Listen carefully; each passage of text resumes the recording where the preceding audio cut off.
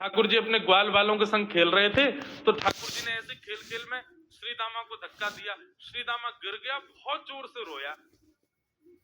ठाकुर जी बोले, अरे भैया शांत है जा, लग गई। अरे ठीक है अब शांत है जा। लेकिन श्री दामा शांत नहीं हो गए। ठाकुर जी बोले, तुम कैसे हो? हैं? गोकुल में रहे में हम।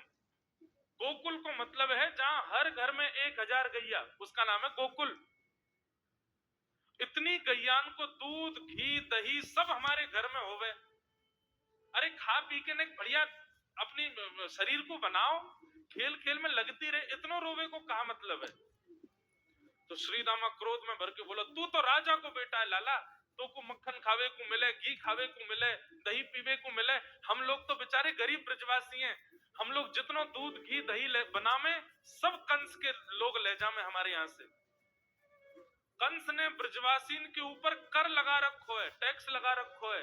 कहा कि प्रत्येक ब्रजवासी को इतनो इतनो मटका भर के घी दूध दही सब मथुरा भेजना पड़े, हम लोग घर में ना रख सकें। क्योंकि कंस के सिपाही जब आके हमारे घर की तलाशी करें, यदि इतने मटका हमारे घर को प्रसारित हैं, वहां से ज्यादा यदि हमारे घर में मिल गए तो मृत्यु दंड होगा हमारो। कंस ने पूरे ब्रजवासियों को कह रखा है कि हर घर में 4 मटकी से ज्यादा नहीं होनी चाहिए। उससे अधिक आने वाला दूध घी दही ये सब मथुरा भेजना है। और यहाँ हर ब्रजवासी के यहाँ 1000 गैया, और 1000 गैयाओं का जितना दूध घी दही होता है उसमें से 4 मटकी केवल घर में रहती हैं, बाकी सब मथुरा भेजना पड़ता है। या मारे लाला हम लोगन को खावे पीवे को ना मिले, तू तो राजा को बेटा है, तेरे नंद बाबा तो कुल के राजा हैं, या मारे तू को तो खूब छूट है, हम लोगन को छूट ना है। ठाकुर जी बोले, ये बात है? हाँ। ठाकुर जी बोले, मेहनत करें हम, गैया को पाले हम, गैया को घास खवा में हम, गैया की सेवा करें हम, और दूध पीवे को वो राक्षस कंस। अब तो मैं छोटा हूं, मेरी बात कोई मानेगा नहीं, लेकिन प्रलय तो अवश्य लानी पड़ेगी। और कैसे लाएंगे? बोले, राजी राजी यदि मक्खन दूध दही नहीं मिल लो तो चोरी करके खाओ।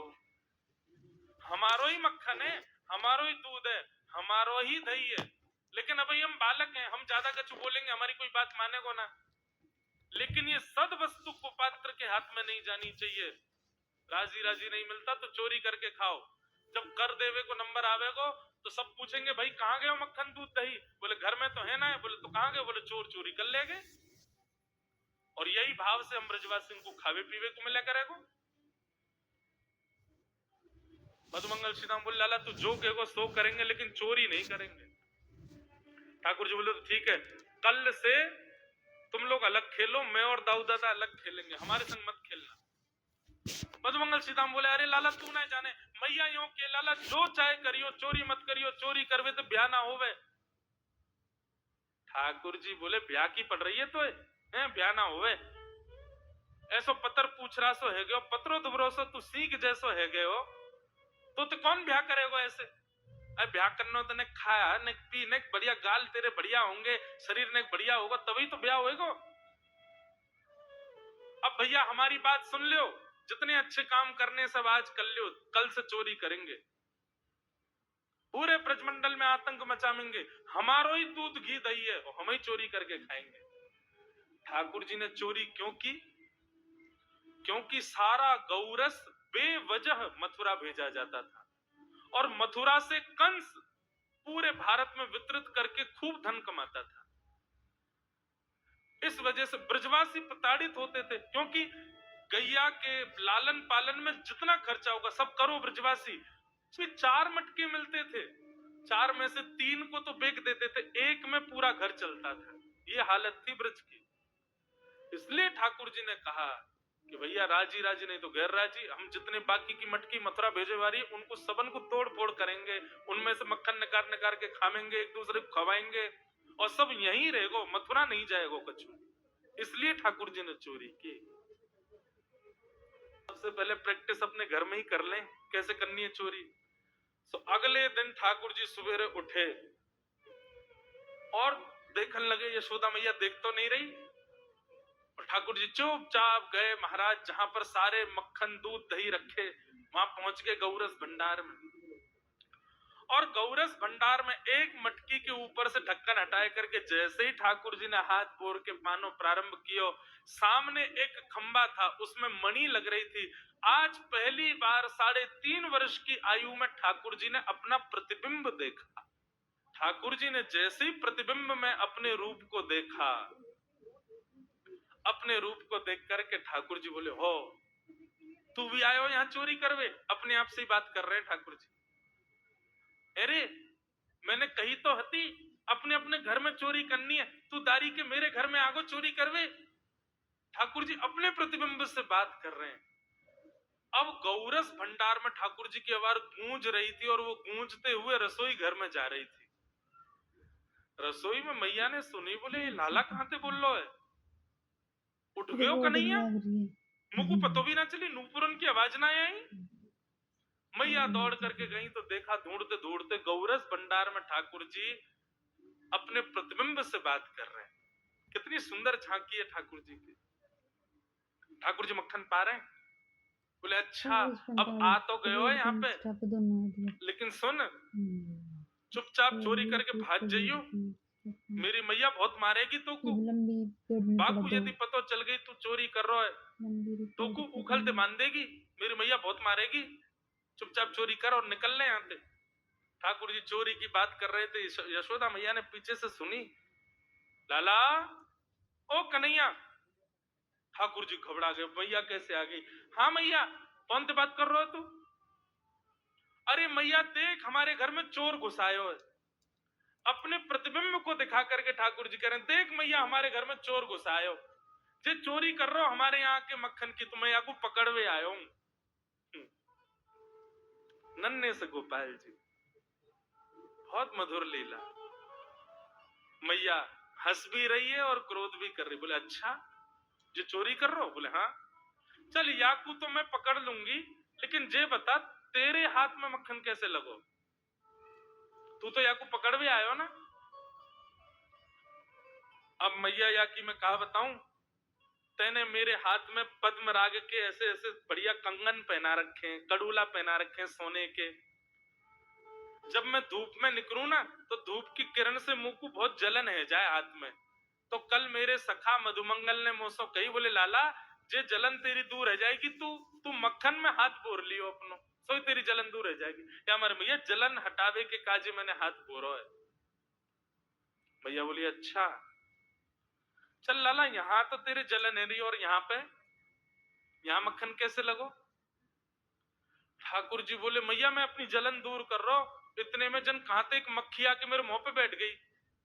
बाकू उड़ावे के काजे मैंने जैसे मुंह पे हाथ किया, सो मक्खन मेरे मुंह पे लग गो। मैया मैया बोली लाला तू चोरी भी करन लगो और अब झूठ भी बोलन लगो मुझसे। ठाकुर जी ने ग्वाल वालों से कहा भैया मिशन फेल हो गया, घर में तो चोरी नहीं कर पाए हम, अब दूसरे इनके घर में दावे बोलो। एक दिन महाराज ठाकुर जी का जब आतंक खूब बढ़ गया गोकुल में, सब गोपियों ने जाकर के मैया से शिकायत करी। बोले मैया अपने लाला को संभाल लियो, नहीं तो कावदना हम देख लेंगी और फिर हमसे मत कहियो कि तेने मेरे लाला से यूं क्यों कही। मैया बोली कहा क्यों मेरे लाला ने? गोपी बोली ये बस सुन लो और यूं बताइयो कहा ना करे तुम्हारो लाला। देख वे मैं 3.5 बरस को है, बाकी पेट में इतनी बड़ी बड़ी दाढ़ी है, बाकी मतलब बलवान है कि सब जानकारी है या कुछ छोटो बालक मत समझियो। गोपियों ने जाकर के अपनी अपनी दुख दर्द सुनाए मैया को।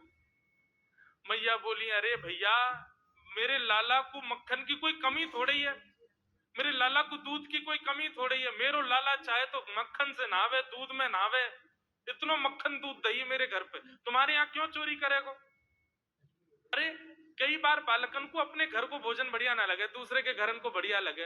अगर बार ने तुम्हारे यहाँ के नेकात मक्खन खा लिया तो हम इतना रो क्यों रही हो?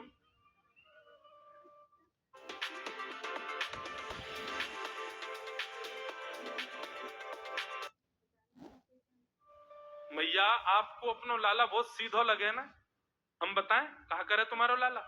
स्वयं खावे हमको कोई दिक्कत नहीं, लेकिन या की एक पूरी मंडली है और पूरी रजिस्टर्ड मंडली है, बाल गोपाल चौर प्रचार प्रसार मंडल। ये घर घर जाके चोरी करते हैं। और मैया तुम्हें कहा बताऊं, जैसे ही कोई गोपी के नयो बालक होवे ना, तो तुम्हारो लाला पूरे मंडल के साथ आवे और वह लाला के सिर पे हाथ धर के, छोटे से बालक के सिर पे हाथ धर के बस 1 वर्ष की प्रतीक्षा, फिर तुम भी हमारी मंडली में आ जाओगे। पूरे गोकुल में भय है तुम्हारे लाला को, स्वयं खावे, ग्वाल बालन को खवावे। मैया यहां तक भी बात समझ में आवे, ग्वाल बालन को खवावे, यो नहीं कि नेकाद मक्खन बच जाए तो रहम करके हमारे काज छोड़ जाए, वाकू बंदरन को खवा दे। यशोदा मैया आश्चर्यचकित होकर सुन रही है, बोले ये नेक्सो लाला ये करे? हाँ मैया। भी बोली मैया अगर चोरी करे तो दिक्कत, और यदि किसी कारण से हमने लाला को रोक दियो, चोरी नहीं कर पाए हमारे घर, तो हमारे रोने क्यों? बोले चूल्हा में ते कोयला लेके आवे और वह घर के बाहर हवा बना जाए, और यो के अब जब तक या घर से मक्खन नहीं मिलेगा या के घर के लोग भूखे रहेंगे, और इन लोगों को भोजन छुड़वाने की जिम्मेवारी हमारी। बोले कहा करे फिर? बोले मैया भोजन बनना होगा, चूल्हे पे भोजन रखो रहे, तो बाल बाल सब ताकते रहे कब भोजन बनने को समय आवेगो। जैसे ही कछु और काम करवे के काजे गोपी ने उठ के जावे, तो कहो तो बाकी कढ़ैया में खूब सारो पानी डाल जाएंगे, सब्जी ना बन पावेगी, आटे में नमक फेंक जाएंगे। ये बात जैसे यशोदा मैया ने सुनी, बोले नहीं नहीं नहीं नहीं, झूठ बोल रही हो, मेरो लाला ऐसा ना कर सके।